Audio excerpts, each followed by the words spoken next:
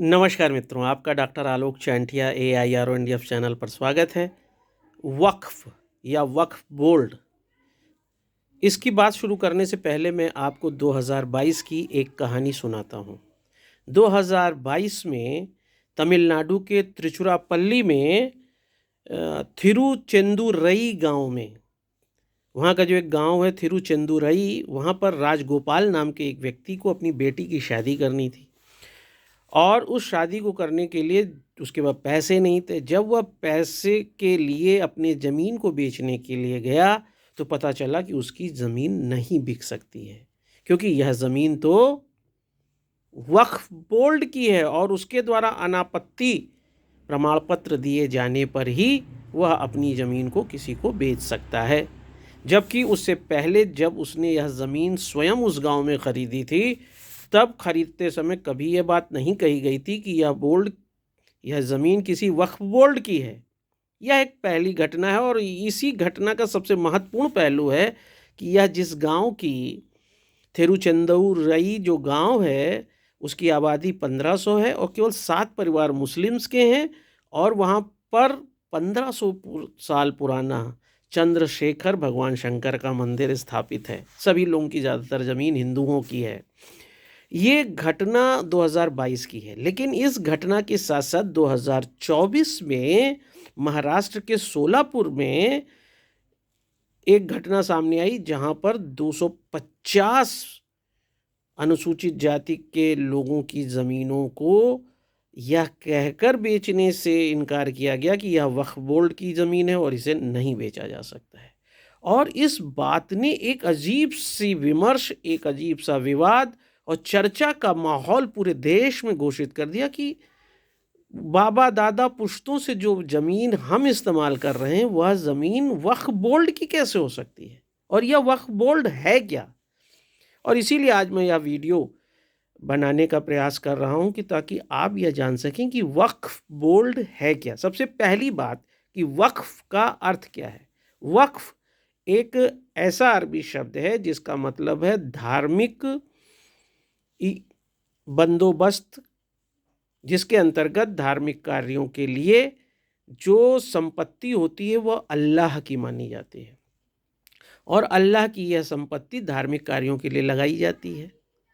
इस वक्फ शब्द का और वक्फ बोर्ड की सबसे पहली बात इस्लाम धर्म के नबी प्रवर्तक मोहम्मद साहब ने, जो 570 ईस्वी में पैदा हुए थे और जिन्होंने 610 से 613 ईस्वी के आसपास इस्लाम धर्म की स्थापना करी, उन्होंने सबसे पहली बार इस्लाम धर्म में वक्फ बोर्ड की स्थापना किया था। और इस वक्फ बोर्ड की स्थापना के पीछे उनका उद्देश्य यह था कि बहुत से ऐसे गरीब मजलूम बच्चे थे, बेवाएं थीं या विधवा थीं, जिनके जीवन का खर्चा नहीं चल सकता था और उनके माध्यम से इन वक्फ बोर्ड के द्वारा उनके खर्चे के, उनके जीवन को चलाने के लिए वक्फ बोर्ड की स्थापना की गई थी। और वक्फ बोर्ड या वक्फ की स्थापना इस आधार पर की जाती थी, इसकी संपत्ति की लोग अपनी संपत्तियों को, ज़मीन को, इसको दान करते थे, पैसे को दान करते थे और उसके आधार पर फिर यह छात्रवृत्ति, वजीफ़ा, पेंशन के आदि पे चलता था। और धीरे धीरे यह इस इस्लाम धर्म का एक महत्वपूर्ण पहलू हो गया, जिसमें धार्मिक कार्यों के लिए संपत्ति का निर्धारण किया जाने लगा और उन धार्मिक कार्यों के लिए जो संपत्ति थी वह वक्फ की मानी जाती थी, उस पे उसका पूरा अधिकार होता था। जब 6वीं शताब्दी और 7वीं शताब्दी में इस्लाम धर्म का प्रचार प्रसार होता चला गया, तो मानी बात है कि भारत में भी इसका प्रचार प्रसार हुआ। और भारत में जब सल्तनत काल आया, खासतौर से भारत में सल्तनत काल कब आया, 1206 से लेकर 1526 तक का जो काल है वो सल्तनत काल कहलाता है। और उसमें 11वीं 12वीं शताब्दी के समय में जब मुइज़ुद्दीन सैम घोर द्वारा भारत पर आक्रमण किया गया और यहाँ पर उसने विजय प्राप्त करी, तो यहाँ के 2 गांव को उसने मुल्तान की जामा मस्जिद को वक्फ बोर्ड को दान कर दिया। और यह पहला उदाहरण मिलता है जब वक्फ की एक नींव भारत जैसे देश में रखी गई। और इस तरह से फिर एक लंबा समय चला है।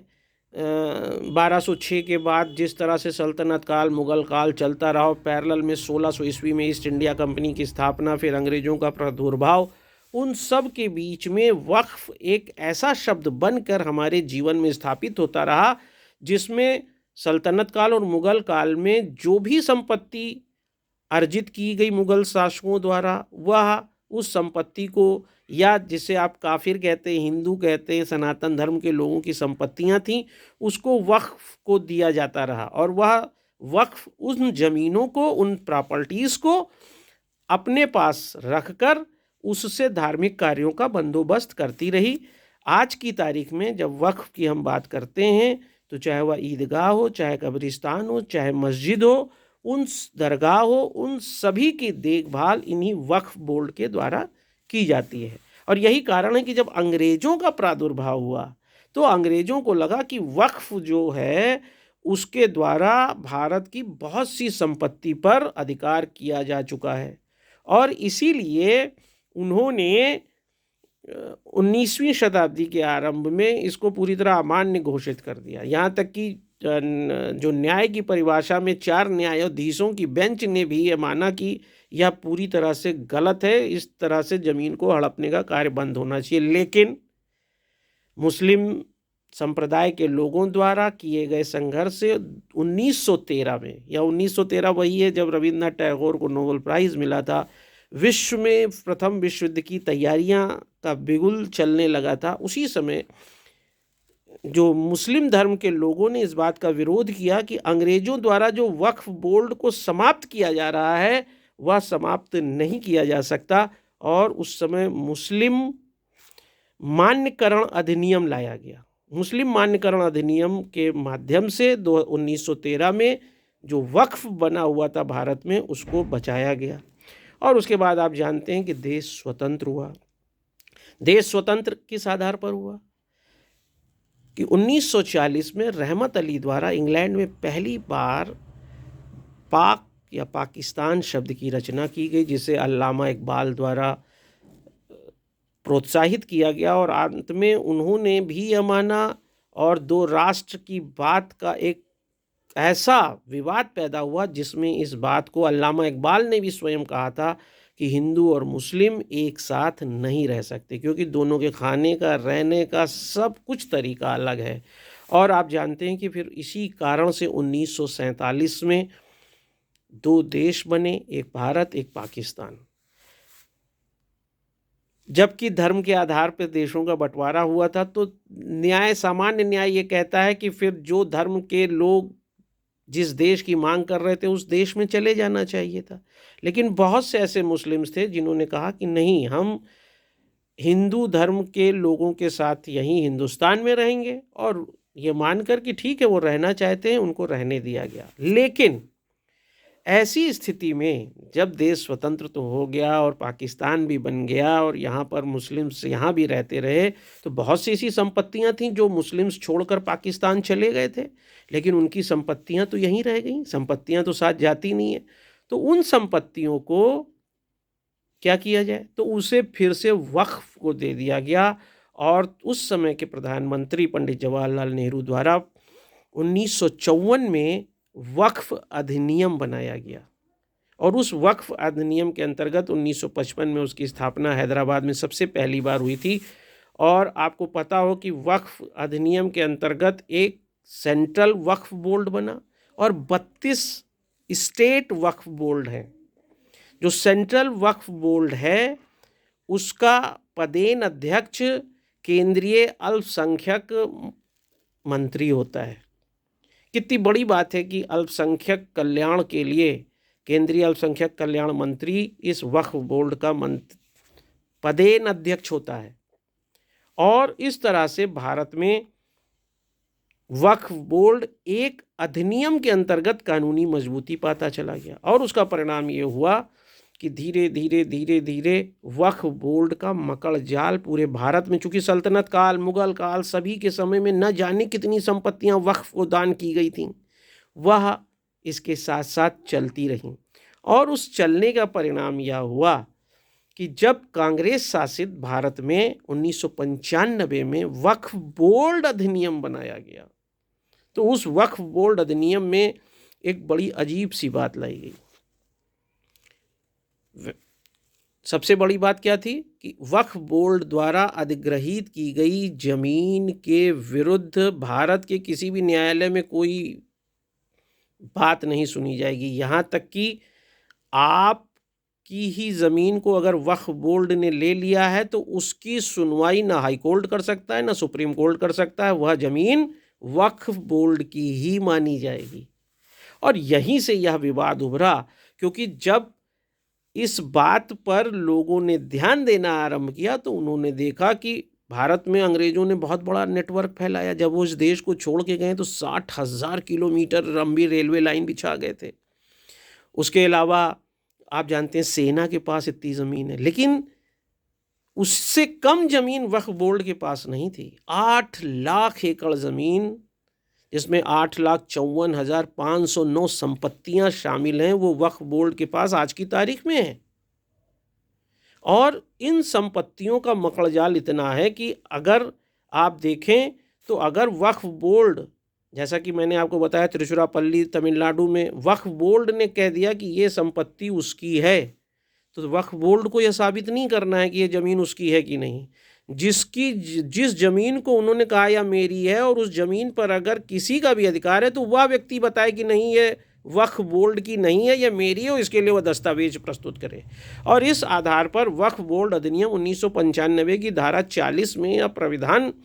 किया भी गया है कि जब भी किसी की ज़मीन अधिग्रहित करने की बात वक्फ बोर्ड करेगा तो उस ज़मीन का लिए नोटिस जारी करेगा। तो इस नोटिस जारी करने में नेचुरल जस्टिस, नैसर्गिक न्याय तो हो गया कि हम आपको बेदखल तुरंत नहीं कर रहे हैं, लेकिन नोटिस क्या जारी हो रही है कि आप अपना कागज लाके दिखाइए कि ज़मीन हमारी है। अब आप परंपरागत भारत में जरा इस बात की कल्पना करिए कि किस व्यक्ति के पास अपने बाप दादाओं के समय से सल्तनत काल और मुगल काल के समय के कागज आज सुरक्षित हैं, जिससे वह यह बता सके कि ये कागज हमारे हैं, जबकि वक्फ बोर्ड को ऐसा कोई कागज नहीं दिखाना है। और जब ऐसे समय में आप कोई कागज नहीं दिखा पाएंगे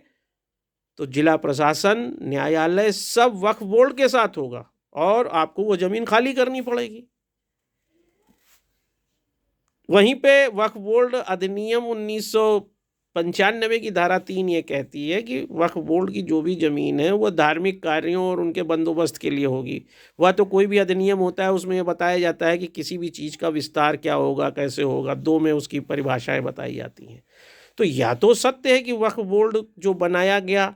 उसमें यह प्राविधान किया गया है नेचुरल जस्टिस का, लेकिन इस आधार पर वक्फ बोर्ड एक इतनी मजबूत स्थिति में खड़ा हो गया। आपको शायद पता हो कि जब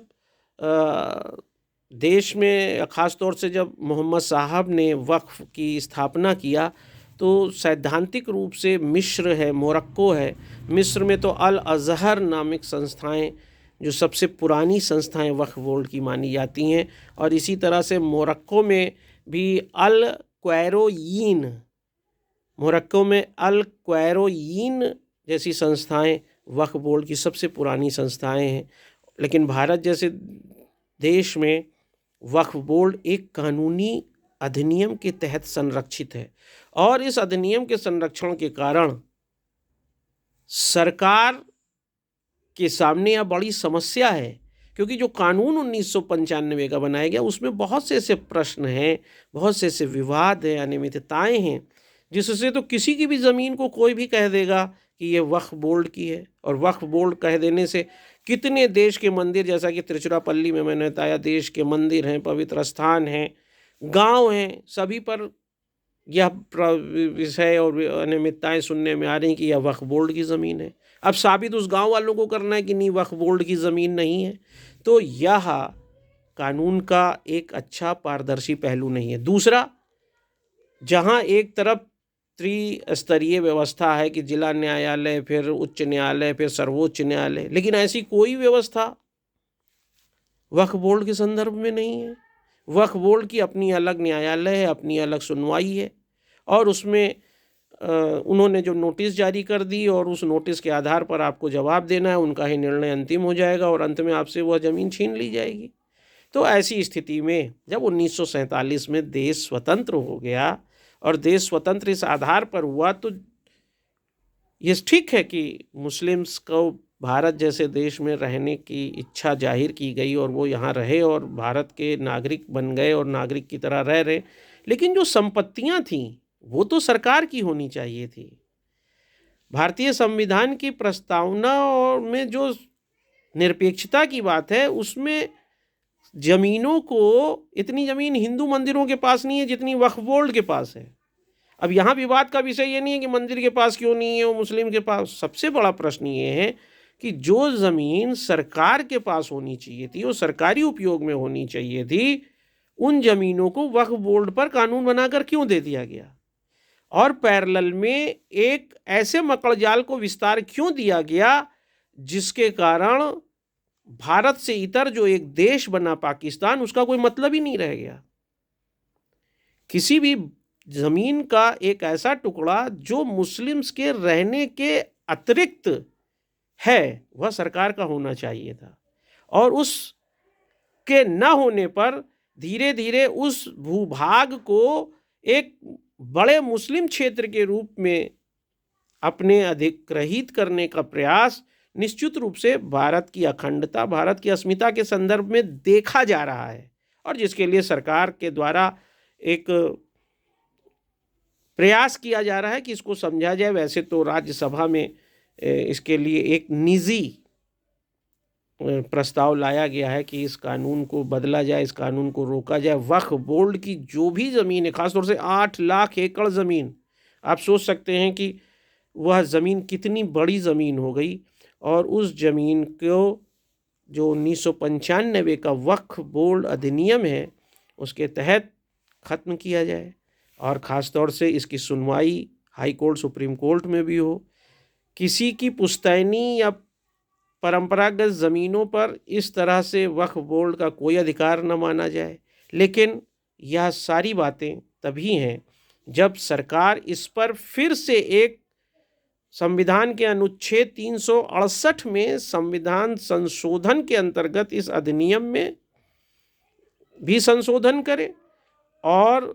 संविधान में भी संशोधन करे। संविधान में संशोधन कहाँ करे? अनुच्छेद 25 से अनुच्छेद 30 तक का। आपके धर्म का विस्तार होना चाहिए, आपको धार्मिक सभाएं करना चाहिए, लेकिन इस तरीके से एक भौगोलिक क्षेत्र का भी विस्तार किया जाए। एक भौगोलिक क्षेत्र, एक भारत के अंदर दूसरा भौगोलिक क्षेत्र दूसरे धर्म का विकसित होता रहे, वह उचित नहीं है, क्योंकि यह तो स्वयं माना जा रहा है ना कि यह व्यवस्था एक आयातित व्यवस्था है जो मक्का में उत्पन्न हुई, और उसको भारत जैसे देश में लाकर स्थापित करना और फिर से भारत को उस मकड़जाल की तरफ ले जाना जहाँ पर वह भूखंड एक अस्थिरता की ओर बढ़े और उसका उपयोग अस्थिरता के लिए हो, उस पर अधिनियम का फिर से पुनरावलोकन आवश्यक है।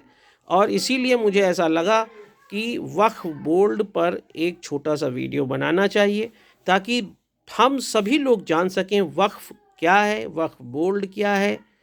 और पूरे भारत में जितना यह केंद्रीय वक्फ बोर्ड है और राज्य स्तर के जो वक्फ बोर्ड हैं उनकी वास्तव में आवश्यकता क्या है, और उन आवश्यकताओं के अंतर्गत उन संपत्तियों पर वक्फ बोर्ड द्वारा अनाधिकृत रूप से यह कह दिया जाना कि ये ज़मीन आपकी नहीं है, ये मेरी है, और वक्फ बोर्ड को उसमें साबित नहीं करना, उस व्यक्ति को यह साबित करना है। यह सारी बातें गरिमापूर्ण जीवन, व्यक्ति के मानवाधिकार के विपरीत है और भारतीय संविधान में हम शब्द के विपरीत है, और सबसे बड़ी चीज़ है निरपेक्षता के विपरीत है। किसी एक धर्म को इस तरह पल्लवित किया जाना निश्चित रूप से सही नहीं है। जब सर्व धर्म समभाव है तो एक धर्म को इस आधार पर लंबे समय तक जमीन के मकड़जाल को फैलाकर एक देश के अंदर एक दूसरी व्यवस्था भौगोलिक दृष्टि से और ज़मीन की दृष्टि से पैदा करना लंबे समय के लिए एक उचित पहलू नहीं है। इसलिए वक्फ बोर्ड अधिनियम 1995 को फिर से पुनरावलोकन करने की आवश्यकता है, और ये होना चाहिए या नहीं, इसके लिए आप मुझे कमेंट लिख के करें, ताकि मैं भी आपसे जानकारी प्राप्त कर सकूं और आगे किसी और अच्छी बात पर मैं आपके साथ हूं, ताकि अखिल भारतीय अधिकार संगठन वास्तविकता के धरातल पर आपके साथ वास्तविक तथ्यों को सामने ला सके और मैं आलोक चांटिया बार बार आपसे कुछ अच्छी बात कर सकूं। नमस्कार।